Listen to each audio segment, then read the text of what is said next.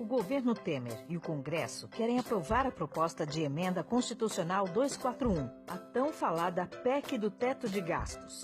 Esse projeto já passou pela Câmara dos Deputados e agora segue para votação no Senado, onde recebeu o nome de PEC 55. Mas por que essa proposta é tão perigosa para os trabalhadores e a população mais pobre? É o que nós vamos ver agora nesse vídeo.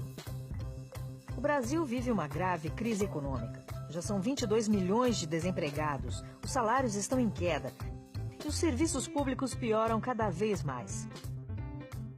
Tudo isso porque os grandes empresários, banqueiros e governos querem que os trabalhadores paguem a conta dos prejuízos que os ricos e poderosos criaram.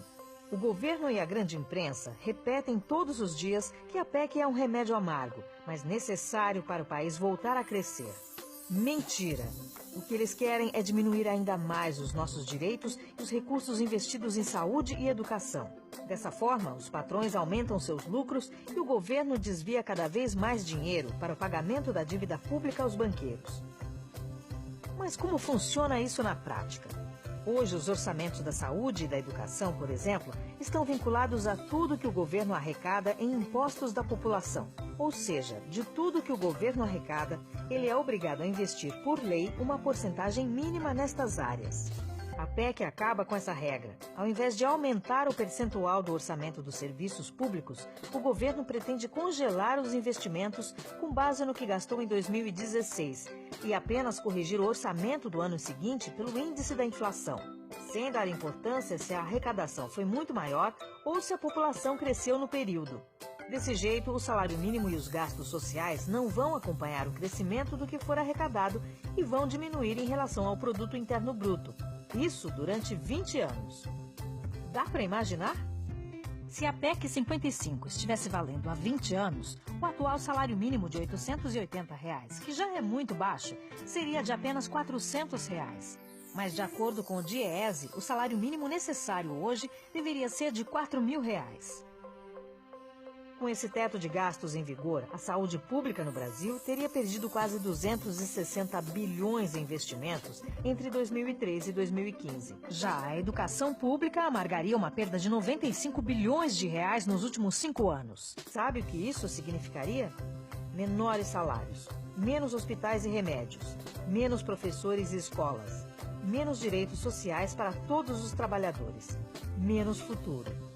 É ou não um brutal ataque às condições de vida da população? Mas para onde vai todo esse dinheiro que o governo quer economizar? Para o bolso de meia dúzia de banqueiros, através de um mecanismo chamado superávit primário, que é o resultado entre os valores arrecadados e os gastos do governo. Essa sobra se transforma numa espécie de poupança que o governo faz para pagar os juros da famigerada dívida pública. Uma dívida que o povo não autorizou, mas que já foi paga dezenas de vezes com o suor dos nossos impostos e leva todos os anos quase metade do orçamento do país, 43% em 2015. É um grande esquema de agiotagem mantido por todos os governos até hoje, sem que nenhum deles tenha feito sequer uma auditoria. Para enfrentar a crise, é preciso acabar com os privilégios dos ricos e poderosos, fazer uma auditoria e suspender o pagamento dessa dívida aos banqueiros. Não podemos abrir mão de nenhum dos nossos direitos para enriquecer ainda mais aqueles que nos exploram.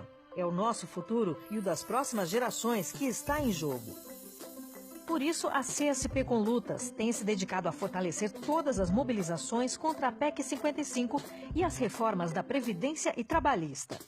Próximos passos dessa luta serão dados no dia 25 de novembro, com paralisações, protestos e greves de muitas categorias em todo o Brasil, como parte da jornada de lutas que começou no dia 11. Junte-se a nós.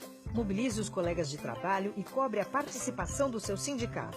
É muito importante unir todos os trabalhadores do país numa grande greve geral para derrotar os ataques do governo Temer, que foram iniciados por Collor, passando por FHC, Lula e Dilma.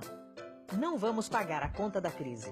Participe da jornada de lutas. Vamos preparar o dia 25 de novembro. Não a PEC 55.